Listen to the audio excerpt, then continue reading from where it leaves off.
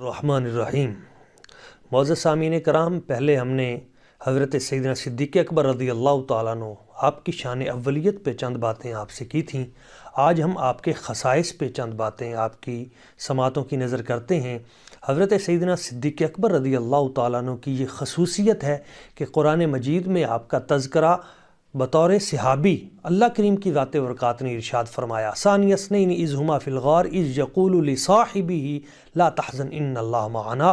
وہ ہستی جن کی صحابیت کا ذکر خود اللہ کریم نے ارشاد فرمایا وہ حضرت ابوبکر صدیق ہے۔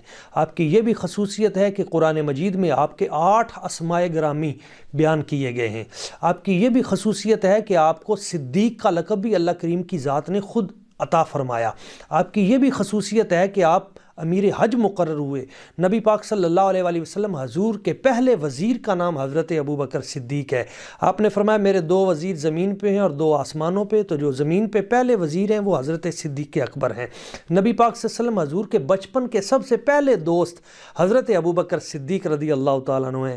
آپ کی یہ بھی خصوصیت ہے کہ نبی اکرم صلی اللہ علیہ وسلم آپ کے سفر کے ساتھی رہے، آپ کے تجارت کے لیے بچپن میں جب گئے تو اس وقت کے ساتھی رہے۔ نبی پاک صلی اللہ علیہ وآلہ وسلم حضور کی ذات ببرکات کے ساتھ معیت و سنگت غار ثور میں بھی نصیب ہوئی، غار کے بھی ساتھی، مزار کے بھی ساتھی۔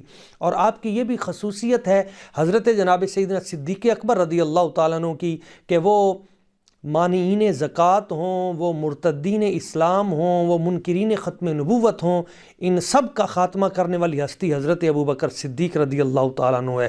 نہ صرف قرآن کے جامع ہیں بلکہ اس کے ساتھ ساتھ نبی پاک صلی اللہ تعالیٰ علیہ وآلہ وسلم آپ کی سیرت پہ کس انداز میں عمل پیرا ہیں۔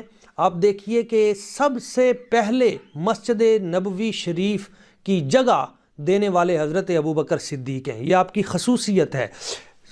سب سے بہت عظیم غلاموں میں جو نام ہے حضرت جناب سیدنا بلال رضی اللہ تعالیٰ عنہ، ان کو آزاد کروانے والے حضرت ابوبکر صدیق ہیں۔ نبی پاک صلی اللہ علیہ وسلم آپ کا وہ فرمان علی شان جس میں حضور نے فرمایا میں نے سب کا حق ادا کر دیا، صدیق اکبر کا حق میرا رب بھی عطا کرے گا۔ حضور نے فرمایا مجھے کسی کے مال نے اتنا نفع نہیں دیا جتنا صدیق اکبر کے مال نے نفع دیا۔ حضور صدیق اکبر کے مال کو اور اپنے کو الگ الگ تو سمجھتے نہیں تھے، اپنا ہی سمجھتے تھے۔ حضور علیہ الصلوۃ والسلام نے جنت کے سب دروازوں میں سے جانے کے جن کے بارے میں قول ارشاد فرمایا وہ حضرت جناب سیدنا ابوبکر صدیق ہیں۔ نبی پاک صلی اللہ علیہ وآلہ وسلم حضور نے ان کا تذکرہ خیر کرتے ہوئے ارشاد فرمایا کہ سب کے دروازے مسجد نبوی شریف کی طرف کھلنے والے بند کر دیے جائیں مگر ابوبکر صدیق کا دروازہ بند نہ کیا جائے، جن کے بارے میں حضور نے فرمایا ذرغبن تزدد حبن، وقفہ ڈال کے ملا کرو۔ حضرت صدیق اکبر لیٹ ہوئے تو حضور نے فرمایا میں نے تمہیں نہیں کہا تھا انت منی بمکان السمع والبصر، تو مصطفیٰ کے کان بھی ہے، تو مصطفیٰ کی آنکھوں کے بھی منزلہ بھی ہے، تم مجھ سے دور نہ ہوا کرو۔